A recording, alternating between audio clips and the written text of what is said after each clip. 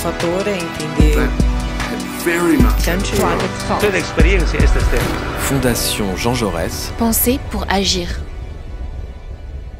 Alors bonjour à tous, nous recevons aujourd'hui 3 auteurs pour une histoire globale des socialismes, Stéphanie Rosa, Jean-Numa Ducange et Razmik Kecheyan. Alors je voulais vous parler de ce livre-là qui est une somme de plus de 1000 pages et la première question c'est sur la genèse du livre qui est assez impressionnant. Comment naît ce livre de 1000 pages? Comment est-ce qu'on le travaille? Et comment est-ce qu'on traverse les siècles, les tendances et les figures? Tout d'abord, il faut dire que depuis un certain nombre d'années, il y a un certain regain d'intérêt pour l'histoire du socialisme dans différentes disciplines. Un certain nombre d'ouvrages ont paru, avec de manière très différente. Et par ailleurs, en 2018, il y avait eu le bicentenaire de la naissance de Karl Marx, qui avait eu un certain écho, il y avait un certain regain d'intérêt autour de la figure de Marx. 2018, c'était 10 ans après la crise de 2008, les subprimes, qui avait marqué les consciences, qui avait aussi amené un certain regain d'intérêt pour les questions de l'État, du protectionnisme, les critiques de la mondialisation. Et donc dans ce contexte-là, je dirais à la fois politique et historiographique, parce qu'il y avait une certaine actualité de ces questions-là, et il y avait aussi des chercheurs qui avaient repris à bras-le-corps l'histoire du socialisme, encore une fois de différentes manières, on s'est dit à plusieurs qu'il était nécessaire de publier non pas un livre exhaustif, ce serait par définition impossible, mais peut-être de faire un point d'étape sur l'histoire des socialismes. Et si on a mis l'histoire globale, c'est parce que, bon, évidemment, ça peut faire un peu mode, parce que tout le monde fait de l'histoire globale, mais c'était un peu frustrant de voir qu'il y avait beaucoup d'histoires globales qui ont paru, alors que le socialisme, par essence, quand même, s'il y avait une idéologie politique qui, dès le départ, a été globale et se voulait au-delà des frontières internationalistes, c'était elle. Donc, à partir de là, nous avons sollicité toute une série d'auteurs avec le soutien dès le départ à cette idée des presses universitaires de France, je tiens à le signaler parce que c'est eux qui ont soutenu ce projet. Quand on arrive avec des dizaines d'auteurs et 1000 pages, c'est pas toujours évident de défendre un tel projet. Donc voilà comment c'est né fin 2018 et donc depuis lors, nous avons sollicité toute une série d'auteurs et pendant 2 ans et demi, nous avons des allers-retours qui a abouti à ce projet. Ce qui caractérise ce livre aussi, c'est peut-être une nouvelle vague, une nouvelle génération d'auteurs qui s'emparent de l'histoire de la gauche, des gauches et qui viennent écrire. J'ai l'impression que de jeunes plumes viennent écrire. Je voulais qu'on en parle un petit peu sur la façon dont on les sélectionne.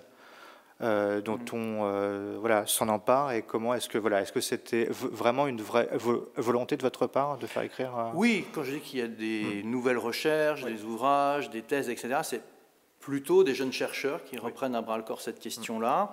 Il y a toutes les générations, il y a aussi des... Je ne veux pas dire des vétérans, mais enfin des collègues qui ont déjà écrit beaucoup depuis un demi-siècle sur la question.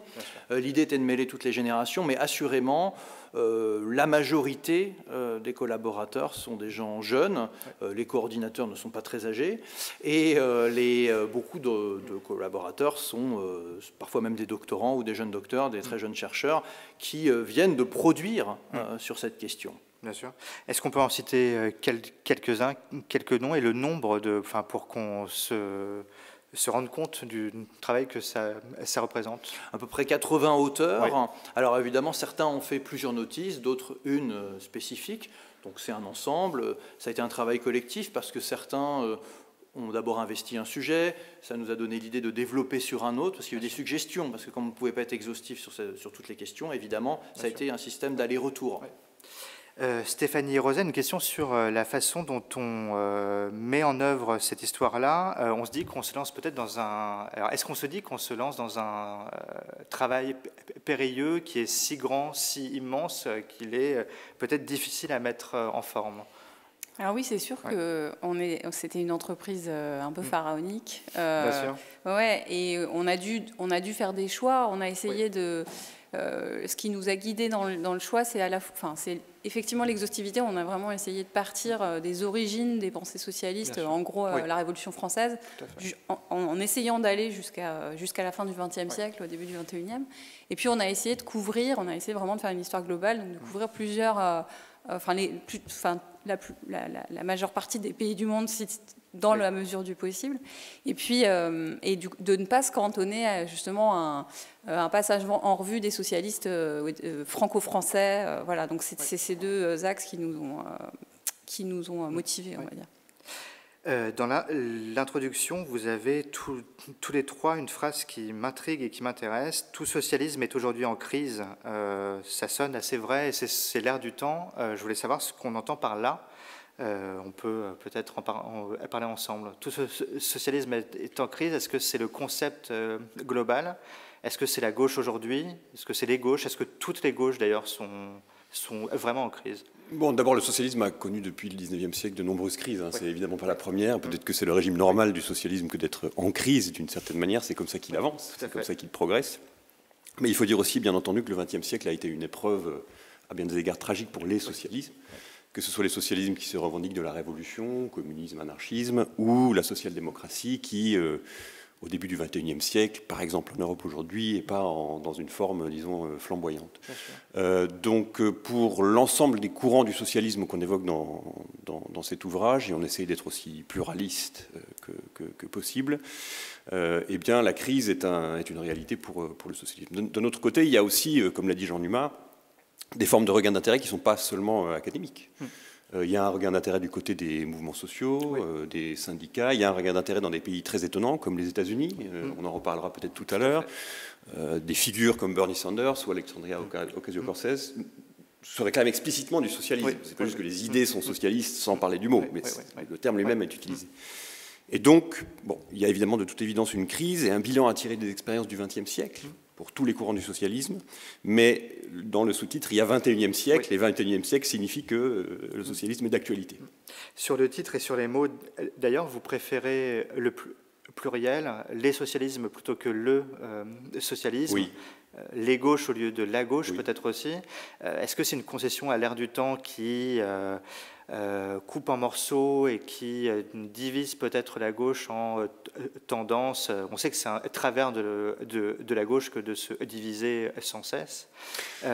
Ou est-ce que c'est une façon d'apporter de la nuance et d'être un peu plus large? C'est plutôt ça. En réalité, on a essayé de travailler avec un concept aussi large que possible des socialismes, en donnant une définition que l'on propose dans l'introduction, qui est assez précise, je crois, mais aussi large que possible pour pouvoir englober un maximum de courants que l'on qualifie de socialistes. Ce qu'il faut dire aussi, c'est que depuis le XXIe siècle, c'est-à-dire depuis l'époque contemporaine, un certain nombre de divisions qui avaient cours depuis le XIXe et XXe siècle ont certainement pas disparu, mais sont relativisées par, en quelque sorte, le bilan du XXe siècle. Donc ce qui paraissait comme étant des divisions insurmontables, définitives, etc., peut-être il y a un demi-siècle, aujourd'hui, du fait de l'évolution du capitalisme, du système politique, eh bien, doivent être réévaluées. Donc le pluriel s'imposait en quelque sorte pour essayer d'englober un maximum de courants et pour rendre le volume intéressant. En même temps, le pluriel n'empêche pas, encore une fois, une certaine rigueur analytique dans la définition de ce que c'est que les socialismes. Jean Numa-Ducamp, je voulais qu'on revienne d'ailleurs sur cette définition, sur le mot et sur les termes. La définition que vous posez du socialisme dans l'introduction m'intéresse, je voulais qu'on en dise un mot. Oui, alors l'idée, parce que le mot socialisme... C'est le cadre en fait. Oui, le cadre et si je puis dire le plus large possible, parce que quand on parle de l'histoire du socialisme, après tout, on peut se dire, avant d'ouvrir le livre, ça va être une histoire du Parti socialiste ou des partis socialistes ou des sociodémocrates, enfin, ce à quoi, en tant que Français, quand on dit socialiste, on pense au parti qui porte ce nom, ce qui est normal pour quelqu'un qui n'est pas forcément au fait de toute l'histoire de tout cela. Donc, les socialismes, c'est toutes les familles qui, à un moment donné, se sont retrouvés dans cette vieille aspiration qui est effectivement née pendant la Révolution française, qui est de résoudre la question des inégalités sociales par la voie politique, pour le dire de façon extrêmement simple. Et à partir de là, au XIXe siècle, toute une série de courants ont émergé, donc socialistes, mais aussi communistes. On sait qu'à la fin du XIXe siècle, dans certains pays, socialistes et communistes étaient quasiment des mots interchangeables. La division a été beaucoup plus forte, évidemment, au XXe siècle, après la Révolution bolchevique. Mais lorsqu'on entend et lorsqu'on parle de socialisme, on a intégré toutes ces dimensions-là. Donc évidemment les partis communistes, les courants anarchistes, au milieu du XIXe siècle, l'anarchisme comme mot et comme doctrine n'existe pas de façon structurée. Et dans la presse de l'époque, vous pouvez parler des socialismes, et ça renvoie par exemple à des gens comme Proudhon, qui pourtant sont considérés après ensuite comme des théoriciens d'anarchisme. Donc toutes ces familles-là sont présentes. Les auteurs qui ont écrit sur ces différentes familles ont d'ailleurs souvent diverses sensibilités. On a essayé, à la fois par les auteurs et par les entrées, de traiter le plus possible, sans exclusive, j'ai envie de dire, des sociodémocrates, qu'on dirait centristes aujourd'hui, jusqu'aux différentes variétés d'extrême gauche. Oui, tout à fait.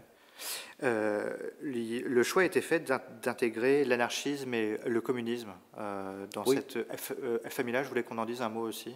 Oui, absolument, parce que si vous excluez, par exemple, les adjectifs communistes et anarchistes, vous excluez des familles de pensée qui sont souvent classés sous l'étiquette de socialistes au sens large et qui surtout ont été en dialogue permanent avec les socialistes. Parce que qui ont influé, bien sûr. Oui. Absolument. Donc vous ne pouvez pas les exclure a priori, sinon ça aurait été une histoire des organisations socialistes, des partis socialistes, ça aurait été autre chose.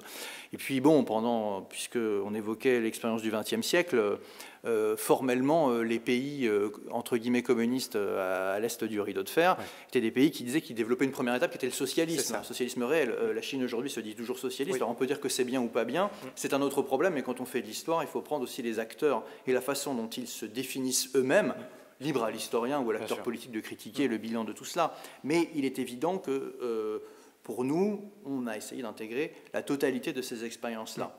C'est peut-être ce qui fait la différence, effectivement, avec d'autres ouvrages qui sont plus centrés, soit sur les organisations social-démocrates socialistes ou les organisations communistes.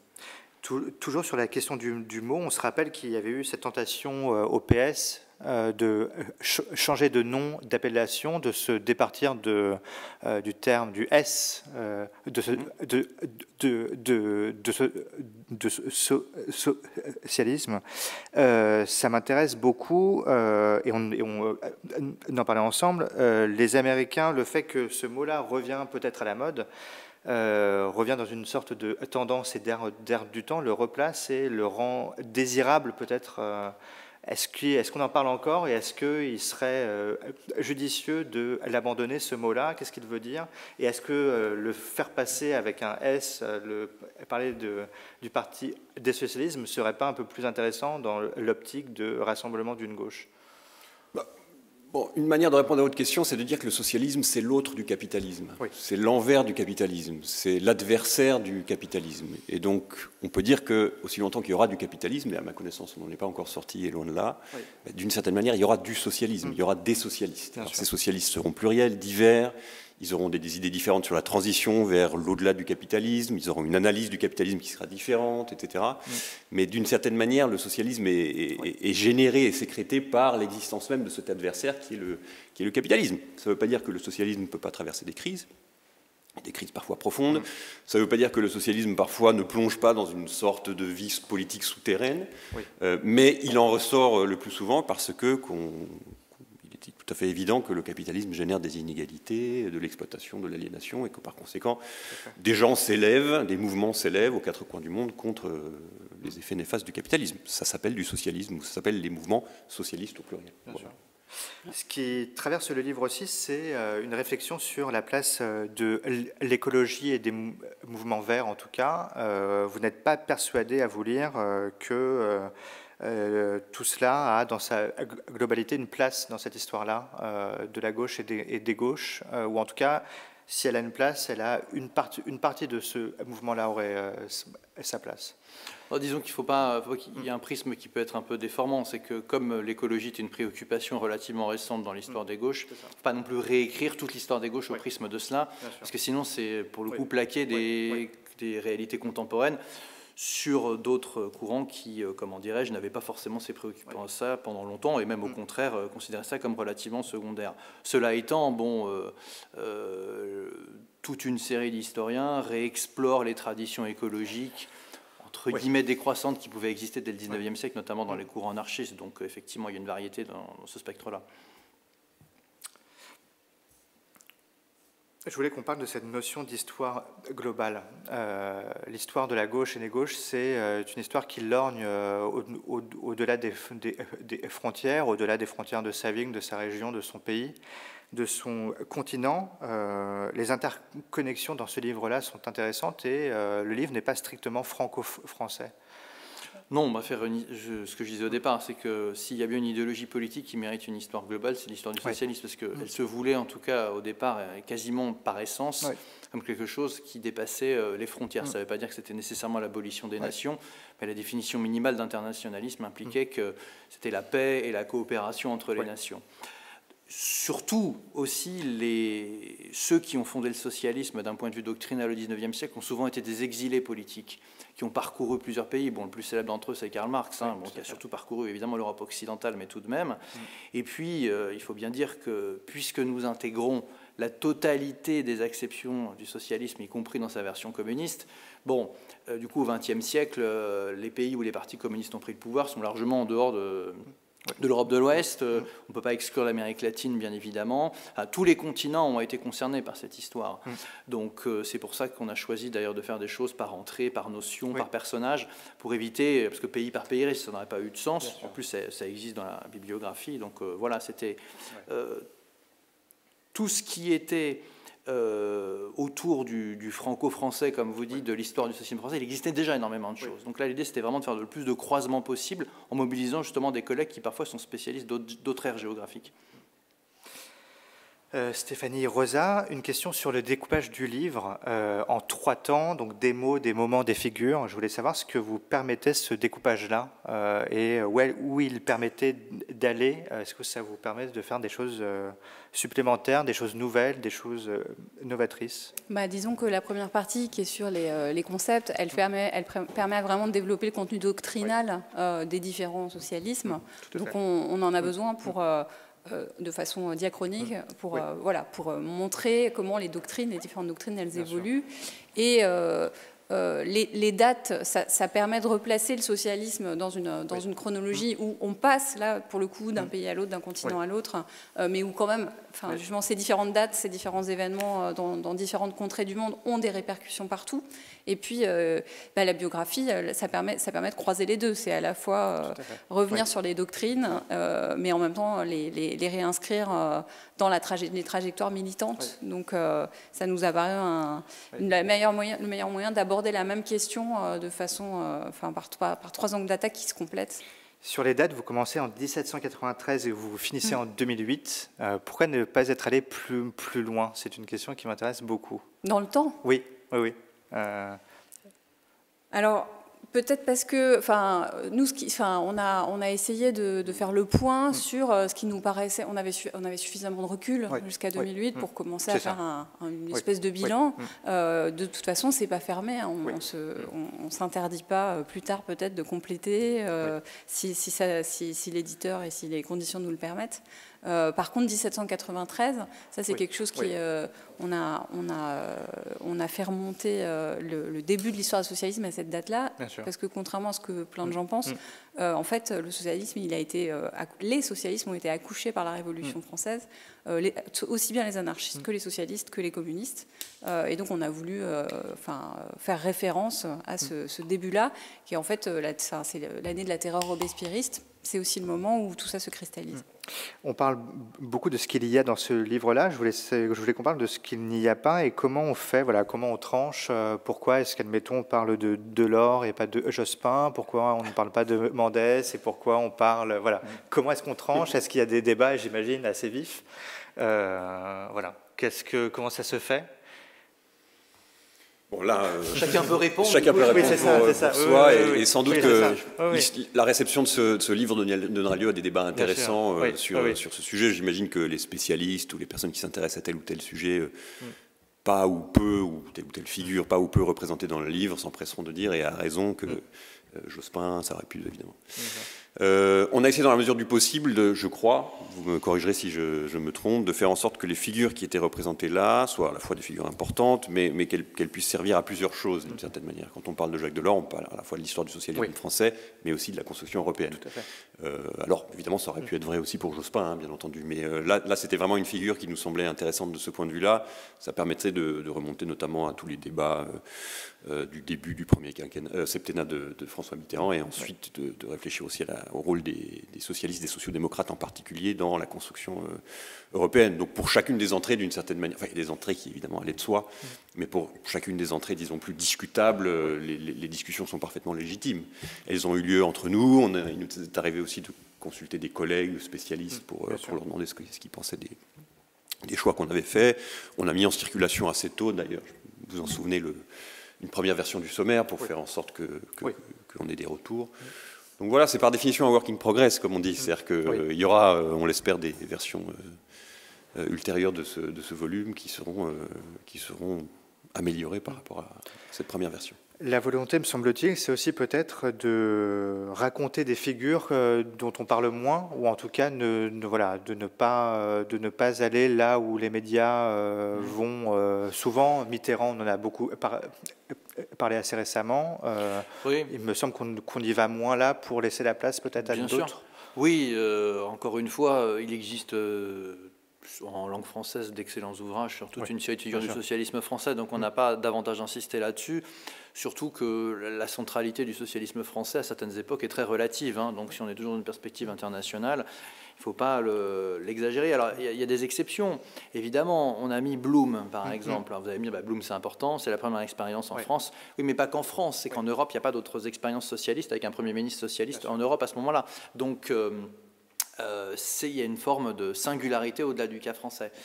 Pour le reste, oui, il y a certaines figures plus inattendues, notamment pour ce qui concerne le socialisme africain, Abou Keïta, Senghor qui est beaucoup plus connu, mais peut-être on ne penserait pas spontanément à le mettre ici. Il y a une question de représentativité des différents continents qui était en jeu, d'où le fait qu'effectivement sont relativement peu présents certaines figures du socialisme français qui vont de soi pour un lecteur, mais encore une fois, je pense que pour qu'un lecteur ait envie de se plonger dans ce livre, c'est aussi pour sortir peut-être un peu des sentiers battus et des choses que l'on trouverait ailleurs. Donc il y avait une question d'équilibre. Voilà. Et puis bon, encore une fois, Delors, quoi qu'on en pense, effectivement, à cette singularité, il y a la construction européenne, et la Commission européenne qui permettent d'avoir cette entrée. Donc c'était ça aussi qui a guidé les choix. Une question sur les figures africaines et sur les femmes qui ont une place. Assez intéressante. Est-ce que c'est une concession à l'ère du temps aussi? Est-ce que c'est une façon de fixer aussi ce qui intéresse les militants peut-être de gauche en ce moment? Est-ce que c'est une façon de raconter aussi les travaux des chercheurs qui sont en cours sur ces figures-là? On sait que c'est des figures qui intéressent, qui sont relues, revues, qui sont interrogées et qui racontent des choses peut-être de notre rapport à la gauche actuelle. Oui, alors c'est vrai que c'est aussi lié à l'état des recherches. Il se trouve que plusieurs collègues ont organisé ces derniers temps des colloques sur les socialismes africains, qui sont quand même pas les plus connus, y compris les expériences socialistes des années 70, tout ça. En plus, un certain nombre d'entre elles se sont quand même mal terminées, donc c'est pas ce sur quoi on insiste d'habitude. Donc il y a cela qui est important, mais il y a aussi le fait que, encore une fois, si vous faites une histoire sur la longue durée, tout de même, cette histoire du socialisme s'est beaucoup jouée dans la partie sud du monde, y compris en Afrique. Donc c'est une question de lien à l'histoire et effectivement de recherche en cours. Je pense qu'effectivement, bon, on va dire il y a l'ère du temps, il y a beaucoup plus de gens qui s'intéressent à l'histoire coloniale qu'il y a 50 ans. Donc il est logique que l'histoire coloniale et postcoloniale se retrouvent dans ce volume. Mais là où on insiste parfois, par exemple, davantage, voyons, sur la guerre d'Algérie, puisque c'est très lié à l'histoire de France, etc. Là, on essaye d'insister aussi sur d'autres zones géographiques qui étaient moins connues, encore une fois, qui ne vont pas forcément de soi. On est revenu sur des dates comme Bandung, qui, quand on connaît bien cette histoire-là, dates qui vont de soi, mais qui sont tombées désormais, je crois, dans l'oubli pour beaucoup. Donc, alors qu'à l'époque, c'était des événements mondiaux de portée exceptionnelle. Oui, bien sûr. Excusez-moi, mais il y a aussi l'image qu'on veut donner du socialisme. Hein, comme on le dit dans l'introduction, on n'est pas juste des spectateurs, on est aussi des acteurs. On aimerait bien être des acteurs de l'histoire des socialismes. Et l'idée d'un bilan du XXe siècle, c'est aussi de tirer des leçons de ce qui n'a pas marché ou de complémentarité entre différents fronts de lutte qu'on n'a peut-être pas suffisamment pris en compte. Donc c'est aussi une manière de contribuer à donner une autre image du socialisme, peut-être et de tirer des leçons de ce qui s'est passé. Alors, ce que raconte ce livre, qui est un livre, alors c'est un gros livre rouge, avec la couverture, avec ce point levé, qui est un marqueur de la gauche. Je voulais qu'on en parle un petit peu de ce choix-là, et je voulais qu'on parle aussi du choix qui transparaît, à mon avis et à mon sens, dans ce livre, c'est la façon dont les mouvements les plus à la gauche de la gauche, comme on dirait aujourd'hui, ont influencé sur le socialisme de gouvernement, sur ces échanges, ces allers-retours et la façon dont une pensée comme le trotskisme par exemple, où le féminisme peut influer sur la façon dont la gauche gère les choses quand elle est aux affaires. Oui, alors ça dépend des configurations des pays, Oui. mais ce qui est certain, c'est qu'il y a une série de courants, vous avez cité le trotskisme par exemple, qui n'a pas évidemment eu, sauf dans des cas très exceptionnels, dans quelques pays dans le monde, eu des responsabilités gouvernementales. Ce sont des courants qui ont plutôt évolué à la marge du pouvoir, mais qui en revanche ont eu effectivement une influence chez des syndicalistes, ou une influence dans des luttes sociales, et cet ensemble a fait qu'ils ont pesé parfois sur les articulations avec le gouvernement. Bon, il y a des exemples évidemment connus de 36 et de 68, qui sont d'ailleurs tous les deux traités un peu dans cette optique-là. Les socialismes, c'est pas que les socialismes au pouvoir, c'est tout ce qu'il y a à côté. Et tout ce qui fait qu'il y a une articulation, bon, on évoquait tout à l'heure l'articulation réforme-révolution, et l'articulation aussi entre les luttes sociales, les luttes de classe et les perspectives gouvernementales. Le Front populaire étant un bon exemple de programme en France, qui est un programme minimal, mais qui a été poussé beaucoup plus loin parce qu'il y a eu une vague de grève. Donc les socialismes, c'était effectivement aussi cet ensemble-là. Mais bon, je sais pas, c'est un point de vue parmi d'autres. Une question pour rebondir, il y a une entrée qui m'intéresse aussi particulièrement, la bureaucratie, alors qui est peut-être pas le thème le plus sexy, le plus glamour et le plus drôle, mais en tout cas qui raconte bien cette façon à gauche et cette tension à gauche entre théorie et réel, et entre la façon dont le rêve se heurte et se confronte à une certaine forme de gestion des affaires. Qu'est-ce que ça vous inspire et comment est-ce qu'on écrit une entrée comme celle-là, qui est un classique de la théorie de gauche et des théories et des livres sur la gauche? C'est une question ouverte.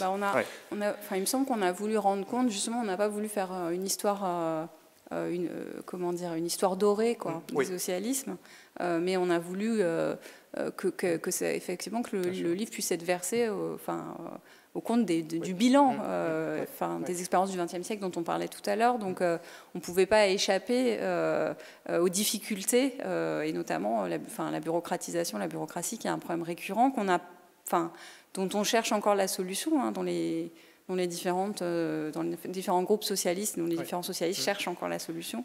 Donc c'est un peu il me semble que c'est dans une optique effectivement de donner une espèce d'aperçu aussi objectif et en tout cas équilibré que possible. C'est les concepts et les projets du socialisme, mais aussi ses écueils, ses difficultés qu'on a voulu éclairer. Et de raconter peut-être aussi que la matière se forme sur le tas, et que les expériences, la somme de ces expériences contribue peut-être à une progression. Je ne sais pas si cette idée-là est intéressante ou est encore en vogue à gauche, mais en tout cas, le progrès et le fait de tirer les leçons peut-être de ces échecs, est-ce que c'est une sorte de marqueur qui traverse ce livre-là, le sens d'une histoire qui va vers le mieux? Est-ce que ça vous paraît... quand on regarde la liste. Juste un mot, mais on a voulu aller contre... vous parlez tout à l'heure du Parti socialiste qui cherchait à abandonner l'étiquette socialiste. Le Parti communiste aussi a été à un moment, plus maintenant, mais à un moment tenté par l'abandon. Et c'est vrai qu'il y a cette tendance dans une partie de la gauche mouvmentiste, etc., aujourd'hui, de jeter à la poubelle un peu toute référence au socialisme, toute référence, y compris évidemment à l'Union soviétique, etc. Et nous, on n'a pas cette approche-là. Nous, on a plutôt une approche... Alors, disons, si on est optimiste, on dit que ça va permettre d'apprendre de ses échecs et de progresser. C'est un peu l'objectif. On ne sait pas si ce sera le cas. Mais en tout cas, l'idée, c'est le droit d'inventaire, c'est la réflexion collective, mais c'est notre idée, c'est effectivement de sauver le socialisme en définitive. Alors, la question, c'est ça. Est-ce un livre très optimiste ou assez pessimiste? Et est-ce que c'est un livre qui s'articule comme une sorte de bilan ou de point d'étape pour un siècle ou deux ensuite, pour les temps qui viennent? Non, mais disons que, vous savez, il y a un exemple assez connu dans l'historiographie qui est la typologie des droites de René Raymond, qu'il avait établi une première fois au début des années 1950. C'était une époque où en France, personne n'osait se dire de droite, puisque ça renvoyait à l'époque vichiste. De Gaulle, à l'époque, ne se disant ni de droite ni de gauche au-dessus de tout ça. Donc quand il y avait eu une crise très profonde de la référence à droite, c'est là où, si je puis dire, les historiens avaient pris à bras-le-corps la question et avaient essayé de dresser une typologie entre les différentes familles. Alors je ne sais pas si le niveau de gravité de la crise des socialismes est aussi important que mutatis mutandis la droite dans les années 50 en France. Bon, ça serait à examiner de plus près. Et ce qui est certain, c'est que c'était très sensible au moment du bicentenaire de Marx, qui n'a quand même pas eu le même écho que, par exemple, le centenaire de la mort de Marx en 1983, ou l'anniversaire en 1948, ou le rapport de force international n'était pas tout à fait le même autour de l'idée socialiste. Donc, effectivement, en 2018, donc encore une fois 10 ans après la crise des subprimes, l'idée était un peu de faire un bilan de tout cela, parce qu'effectivement, ça rentre en crise très profondément. Vous avez toute une série de personnalités, y compris issues de ce qui s'appelle le socialisme ou le communisme, qui rejettent cette étiquette-là. Et donc nous, effectivement, on a voulu faire un aller-retour entre les expériences historiques, bien sûr, et il y a une dimension historique propre dans beaucoup de notices, mais aussi l'idée qu'effectivement, tout cela ne relève pas du passé et qu'il y a une richesse d'expériences qui nous permettent de continuer à analyser la situation contemporaine avec des outils qui datent du 19e siècle, mais des outils renouvelés, et qui nous permettent de dessiner une perspective politique, parce qu'il y a beaucoup de comment dirais-je, de responsables politiques qui n'envisagent que les choses de manière très présente, très immédiate, sur des revendications ponctuelles, qui sont parfois justes, ce n'est pas le problème. Mais par contre, il n'y a plus de perspective collective et globale.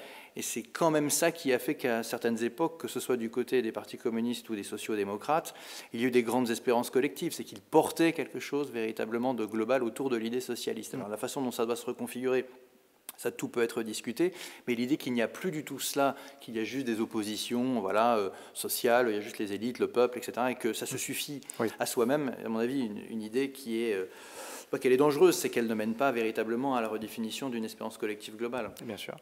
Il y a cette idée aussi à la gauche du PS, peut-être de céder aux sirènes du populisme. C'est aussi l'ère du temps. Vous êtes assez sévère dans ce livre-là sur cette manœuvre-là, cette tentation. Oui, alors ça c'est l'un des thèmes qui parcourt le livre étonnamment, enfin pas tellement étonnamment en réalité, puisque c'est des débats qui parcourent la gauche. Oui, cet enjeu du populisme de gauche est un enjeu qui a été important dans les gauches, par exemple latino-américaines, mais aussi ouest-européennes au cours des dernières années. À mon avis, on est en train de sortir un peu de cette problématique-là, du fait de la crise profonde de Podemos en Espagne notamment, ou du fait que la France insoumise en France ne se réfère plus autant qu'avant à cette notion de populisme de gauche. Bon, il y a toute une histoire du populisme qui est faite par l'article populisme, qui est très intéressante, qui montre que c'est pas du tout une affaire récente. Ça remonte au 19e siècle, et c'est une affaire, le populisme, qui a des liens complexes, contradictoires, mais très intéressants pour cette raison-là avec le socialisme proprement dit. Moi, mon hypothèse, mais c'est une hypothèse encore une fois, c'est que cette parenthèse du populisme de gauche est en train de se refermer, ou elle va se refermer progressivement, et que des formes de socialisme, disons, combatives, vont venir se substituer à ce qu'était le populisme de gauche au cours de la décennie précédente, qui était très lié à la crise de 2008, on pourrait y revenir longuement, tout simplement parce que ce logiciel du populisme de gauche est un logiciel qui, à mon avis, ne permet pas véritablement à la fois de comprendre la complexité des sociétés contemporaines, d'une part, et d'autre part, sur le plan stratégique, c'est-à-dire la pensée des alliances entre différents courants du socialisme, par exemple, du populisme de gauche est une pensée relativement pauvre dans le fond. Donc voilà, ça c'est un pari sur l'avenir évidemment. Stéphanie Rosa, sur les figures, ça va d'Allende à Keïta, ça va d'Ho Chi Minh à Gramsci, ça va de Trotsky, Zetkin, Mao, beaucoup de figures internationales. Je voulais vous entendre sur cette idée du mythe qui marche à gauche, de ces figures-là, la force du mythe qui me semble assez intéressante. Est-ce que c'est un marqueur aussi de ces gauches ? Est-ce que la gauche aime ces mythes-là, aime un certain exotisme des figures, et est-ce que cet exotisme-là, quand on l'applique au contexte français, ne fait pas l'effet d'une douche froide ? On en parlait peut-être à l'instant sur les populismes. Il y a cette sensation que les expériences, quoi qu'on en pense, Chavez, Morales aussi, ont commencé comme des expériences qui étaient vues d'un œil plutôt positif, et qui, à mesure qu'on les a intégrées, qu'on les a mieux comprises, qu'on les a peut-être intégrés au contexte français, s'étiolent et perdent en qualité, et voilà, on entrevoit peut-être ce qui ne marche plus dans les expériences-là. Je voulais qu'on parle voilà, de ce mythe-là lointain et de cette relation géographique. Il y a toujours dans toutes les organisations, enfin à l'époque où on avait des organisations de masse très structurées, il y avait l'idée de quel récit on fait, des origines, des expériences, effectivement des figures aussi, et avec le risque évidemment de tomber dans la géographie. Nous on a essayé justement de tenir, mais c'est un équilibre qui est compliqué parce que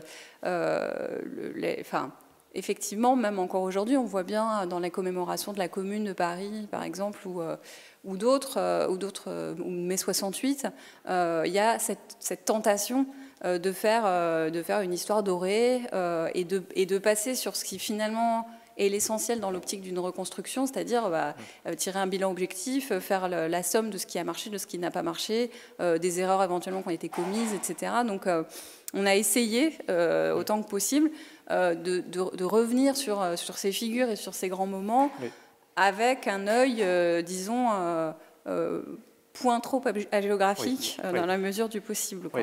Oui, tout à fait.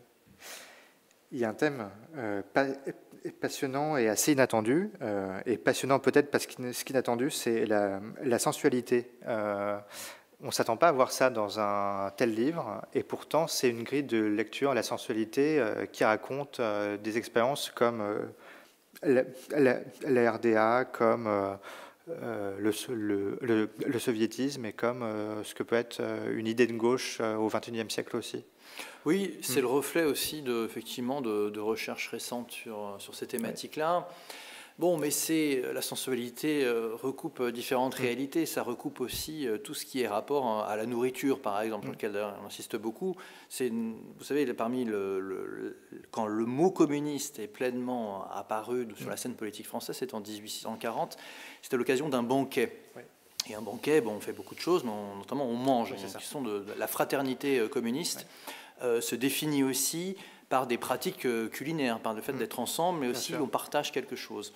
Et donc c'est vrai qu'un certain nombre de collègues ont repris la thématique du socialisme à travers tout cela, à travers effectivement l'histoire aussi de la sexualité, alors qui est très étudiée pour les pays de l'Est. Vous avez cité l'RDA et l'Union soviétique parce qu'on se rend compte que ces pays qui souvent ont une image, notamment à l'époque brejnevienne, l'adjectif brejnevien est même employé pour dire c'est gris, ça tourne, c'est bureaucratique, ça ne tourne pas. C'était des pays qui, tout en étant extrêmement contraignants sur le plan politique, en fait, laissaient des libertés de fait à des choses plus intimes. Oui, la sphère privée était pleinement développée, absolument, plus que, on pourrait dire paradoxalement en tout cas, par rapport aux pays capitalistes. Donc effectivement, ces dimensions-là sont aussi intéressantes à analyser, à la fois donc en termes de sociabilité et en termes d'effectivement le socialisme a aussi concerné l'intime sur un certain nombre de choses. Quand vous aviez des régimes socialistes, qu'est-ce que ça voulait dire par rapport à l'intimité? Donc tout cela effectivement est repris, est présent. La question évidemment des couples aussi. Vous parliez des figures mythiques et aussi des couples mythiques, des figures qui étaient indissociables de leur mari ou de leur conjoint, etc. Donc tout ça est très très présent effectivement aussi. Donc c'est vrai qu'il y a des entrées qui sont peut-être un peu inattendues par rapport à des histoires plus classiques, mais en réalité, je crois que quand on les prend de manière un petit peu générale, elles reflètent aussi un certain nombre de pratiques. Beaucoup de gens ne seraient pas restés aussi longtemps dans une organisation politique s'il n'y avait pas ces pratiques de sociabilité et ces libertés qu'elles autorisaient. Il y a tout un côté de substitution quasiment, même aux églises. Vous savez, après on a abandonné ça, mais le catéchisme socialiste, on employait ça à la fin du XIXe siècle, volontairement, pour dire on va se substituer à eux avec d'autres mots. Mais d'une certaine manière, le niveau d'encadrement est quelque chose que l'on doit penser et reprendre. Je rebondis d'ailleurs sur cette idée, sur l'idée de parti et de formation. Des penseurs comme Glucksmann expliquent qu'on ne formera plus des militants comme avant, que ce soit au PC, au NPA, au PS, que voilà, cette idée de formation n'existe plus et que ce qu'il faut, c'est par des concepts et par des mots et par des figures, les faire venir peut-être à l'idée du socialisme et des socialisme avec un S. Qu'est-ce que ça vous inspire? Est-ce que c'est une révolution dans ce monde-là? Est-ce que ça change complètement votre optique? Est-ce que ça vous conforte dans le découpage de votre livre? Sur la question de la formation, il est clair que la plupart des organisations politiques qui sont réclamant du socialisme ont abandonné les formations, si je puis dire, qui étaient à l'ancienne, sur un certain nombre de trucs. Bon, mais alors, peut-être que les structures quasiment scolaires qui existaient dans les organisations politiques, on ne peut pas les reproduire à l'identique dans la période contemporaine, et sauf que l'excès inverse a été fait, c'est-à-dire qu'on a quasiment liquidé toute structure dans les organisations politiques qui pouvait porter un minimum un message alternatif et une histoire alternative. Et je dis histoire, c'est pas juste d'apprendre des dates, c'est de dire nous venons de quelque part et nous allons quelque part. Enfin, moi, c'est peut-être l'ubie d'historien, mais j'ai la tendance à penser que si on veut aller quelque part vers des dates futures, vous nous posiez la question de 2022, il faut un minimum connaître de ce qui s'est passé avant et d'où on vient. Sinon, effectivement, vous avez un slogan de temps en temps, ah bah oui, je suis d'accord, un mot d'ordre, bah oui, je suis d'accord, c'est bien, et ça rejoint la faiblesse du populisme qui était décrit tout à l'heure, c'est que oui, ça fonctionne ponctuellement sur un projet à un moment donné, mais ça ne peut pas structurer des milieux sur la longue durée. Donc cette question de la formation, au contraire, je pense qu'elle doit être, on doit se la réapproprier. Et si vous voulez, si quand même l'une des idées du socialisme, dès le départ, c'était de lutter contre les idéologies dominantes, contre le capitalisme, donc pour faire cela, il faut être structuré et puissant. Donc, mais bon, après, c'est un long débat. Mais on a on a cette impression d'ailleurs, et je rebondis, que l'histoire des gauches récentes prend des chemins différents, que ce soit en Espagne, en Suède, en France, en Italie.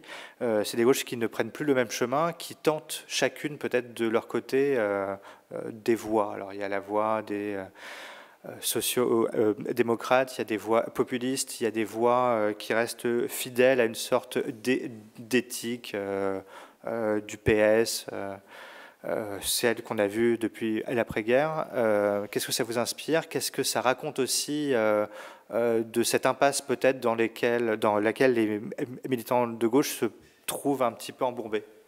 Oui, pour poursuivre, c'est sûr que là, ces 30-40 dernières années, on a assisté, alors, évidemment avec l'événement majeur qui est la fin de l'Union soviétique, à un affaiblissement des modèles qui avaient structuré la gauche pendant des dizaines et des dizaines d'années, avec cette tentation là dont on parle là depuis dans cette discussion, cette tentation d'une forme de liquidation, c'est-à-dire qui est aussi du coup la liquidation d'un héritage commun. Chacun essaye de chercher de son côté des voies pour rebondir, et le livre, il est là pour en quelque sorte s'inscrire en faux contre cette tentative de liquidation, cette tentation de la liquidation, parce qu'effectivement,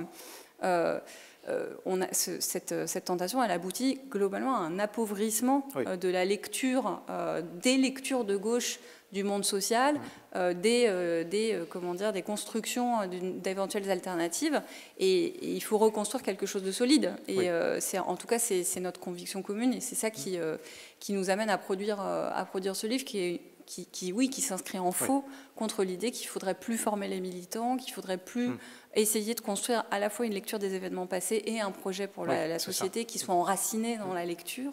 Voilà.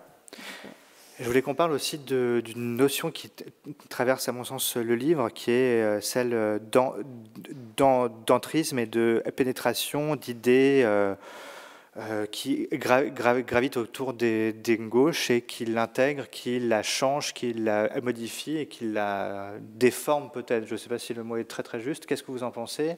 Et est-ce que c'est un mouvement à craindre? On sait que ça a été craint pendant assez longtemps, que ça a été la stratégie d'une certaine gauche pendant assez longtemps d'infiltrer entre guillemets le mouvement de gauche le plus fort pour en changer la teneur, pour peser sur la façon dont elle prenait des décisions.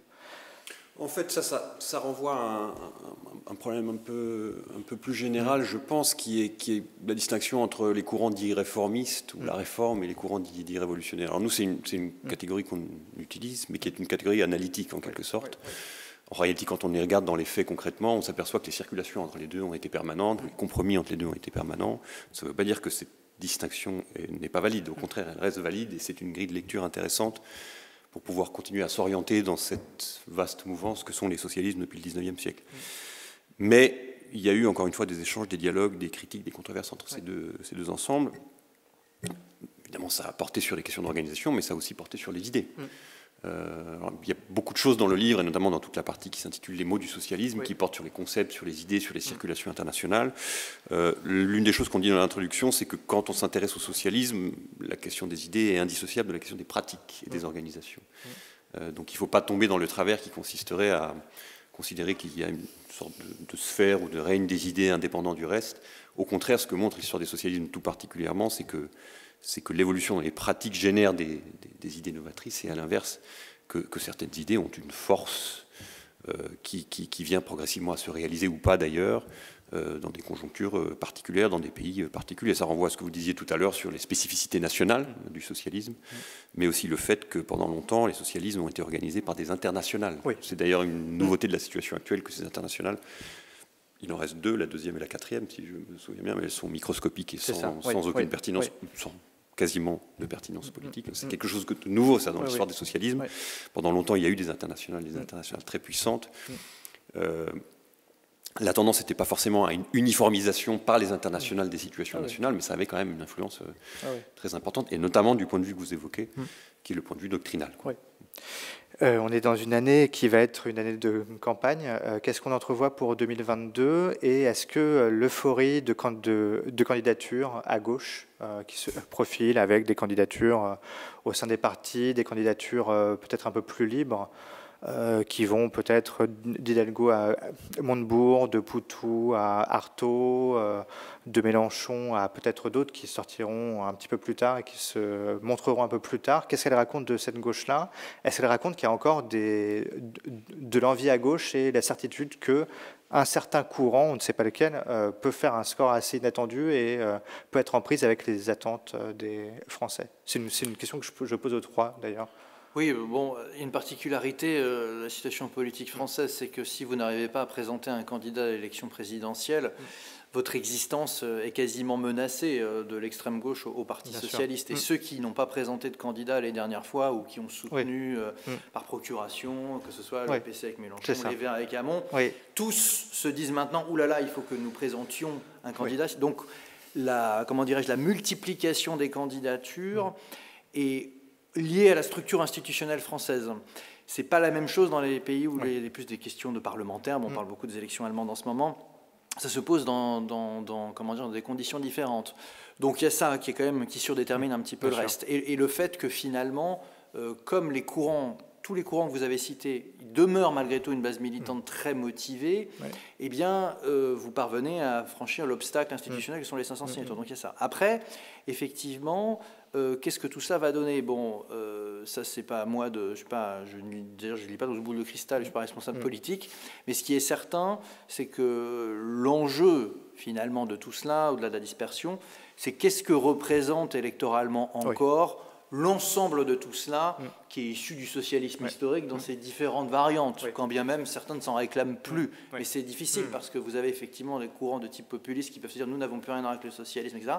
Mais par contre, les électeurs, y compris géographiquement, vous retrouvez en fait dans la carte électorale typiquement des bastions socialistes, sociodémocrates qui votent pour ce type de candidat. Donc voilà, mais le véritable enjeu, au-delà de la dispersion, alors vous allez pouvoir me dire que la dispersion provoque le rétrécissement de l'électorat global. Bon, ça se discute parce qu'il y a aussi des gens qui votent pour des candidatures qui ne le feraient pas s'il n'y avait pas leur candidat préféré. Mais c'est la globalité de tout cela qui sera intéressant à examiner, parce que déjà aux dernières présidentielles, la globalité, si vous additionnez en gros Mélenchon, Hamon et des petits bouts, c'était très faible en réalité, au-delà du score de Mélenchon qui était très important la dernière fois. Mais qu'est-ce que tout cela va donner? Est-ce que par exemple, puisque quand même le Parti Socialiste va continuer à s'appeler Parti Socialiste a priori pour un certain temps, est-ce que ce parti-là, qui est quand même très implanté encore au niveau des élus, au niveau des militants, qui représente un véritable milieu, y compris avec des électeurs, est-ce que ça va continuer à se traduire à l'élection pour la fonction suprême? Ça, c'est un enjeu qui est important à voir. Et je voudrais juste, et après j'arrête vraiment, mais sur la question de la représentativité de tout cela, encore une fois, l'élection présidentielle déforme un peu les choses, parce que vous pouvez faire des scores lamentables à la présidentielle et être un parti qui a encore beaucoup de militants, d'élus, et qui pèse dans un milieu issu de tout cela. Donc, je pense qu'il faut prendre les différents paramètres pour bien mesurer ce qui reste de tout cela. Tout ça n'est pas très en forme, c'est pas une grande découverte. Et probablement en 2022, ça ne va pas être une explosion de joie. Encore que regarder l'évolution de la situation allemande, quoi qu'on pense des sociaux-démocrates allemands, qui étaient donnés pour mort 15 points derrière Merkel. Il y a encore quelques mois, sont 5 points devant dans l'optique d'une coalition, comme on dit, rouge-rouge-vert, avec les Die Linke et les Verts. Donc, comment dirais-je, rien ne se passe comme prévu, comme disent les journalistes. Donc, très bien. Sur cette euphorie, cette façon de multiplier l'offre et de la morceler aussi à gauche, qu'est-ce que ça vous inspire? Est-ce que c'est une bonne nouvelle au fond? Est-ce que ça veut dire que des tendances s'affrontent et des courants s'affrontent? Ou est-ce que c'est un peu cosmétique et en fait c'est une guerre d'ego qui est masquée par des idées, une sorte de volonté de débat, mais qui n'existerait pas en fait?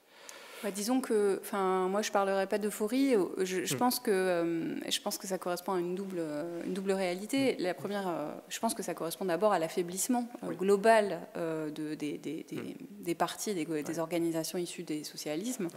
Et comme du coup, tout le monde est dans une situation difficile et que par ailleurs personne ne se démarque vraiment, n'émerge vraiment pour être capable de prendre la tête d'une éventuelle coalition, et tout le monde tente sa chance en se disant que c'est l'électorat qui finalement va départager le candidat ou la candidate la plus populaire, celle qui est et donc il y a quelque chose de l'ordre, comment dire.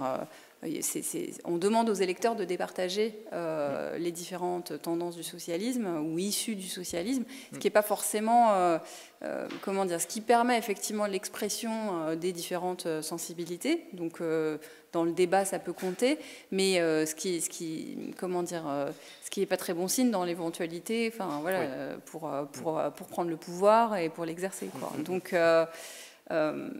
et puis la dispersion, elle est aussi démoralisante quand même dans une certaine mesure, parce que ça éloigne encore la possibilité de l'unité et du coup d'une victoire. Donc moi je regarde ça en espérant des jours meilleurs quand même.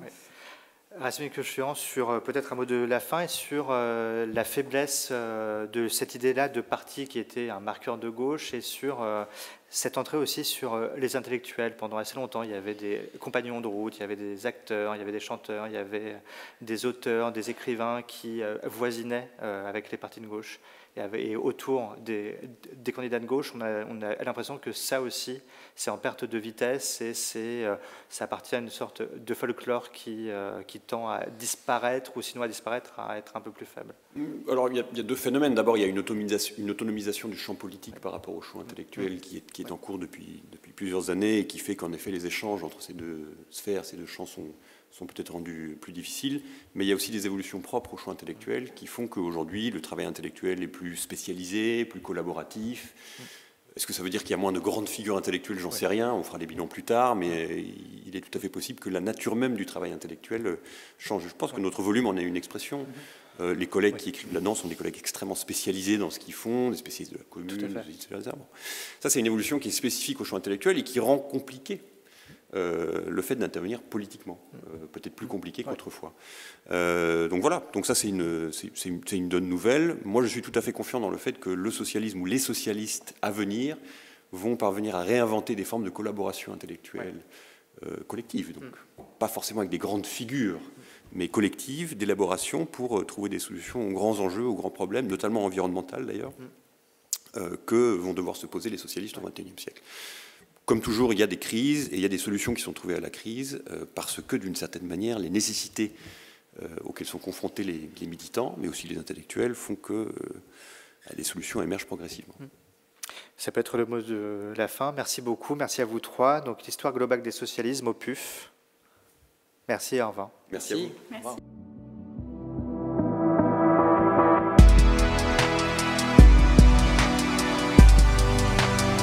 Fondation Jean Jaurès. Penser pour agir.